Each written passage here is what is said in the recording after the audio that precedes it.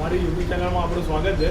આજે આપણા ઘરે જે પ્લેઝર ગાડી આવી છે, પ્લેઝરના અંદર આ મશીન બનાવ્યું છે, બીજી અંદર સ્પાર્ક પ્લગ નવો નાખેલો છે અને આના ગાડીના અંદર કાર્બોરેટર બહારથી સારું આપણને લાગતું હતું.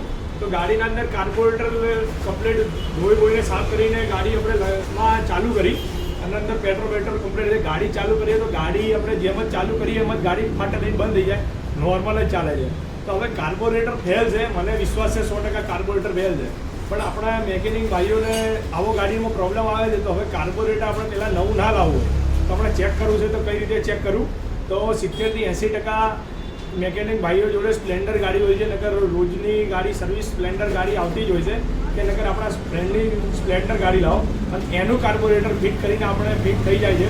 અને એનું ગાડીનું કાર્બોરેટર ફિટ કરીને આપણે કઈ રીતે ચેક કરવું એ તમને બતાવું છું. મેં કાર્બોરેટર મેં કાર્બોરેટર સ્પ્લેન્ડરનું ફિટ કરી દીધું છે. એમાં કોઈ બી ગાડીનું સ્પ્લેન્ડરનું કાર્બોરેટર લાગશે ચાલુ હતા પહેલાં ગાડી ચાલુ થઈ ગઈ છે. હવે ચાલુ કરીને તમને બતાવું.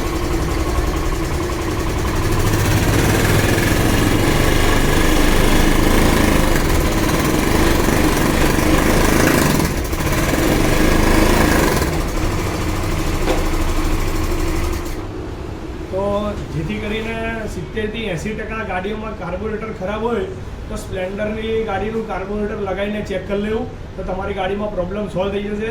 બીજું બધું કમ્પ્લીટ હોય તો તમારી ગાડીમાં કાર્બોરેટર ફેલ હશે તો કાર્બોરેટર આવી રીતના લગાવીને ચેક કરી લેવું. જો તમને મારો વિડીયો સારો લાગે તો લાઈક કરો, શેર કરો, સબસ્ક્રાઈબ કરવાનું ભૂલતા નહીં. નવા વિડીયો હું લાવતો રહીશ. આવી રીતના કાર્બોરેટર ચેક કરવાની તમને મારી રીત સારી લાગી તો સબસ્ક્રાઈબ કરવાનું ભૂલતા નહીં.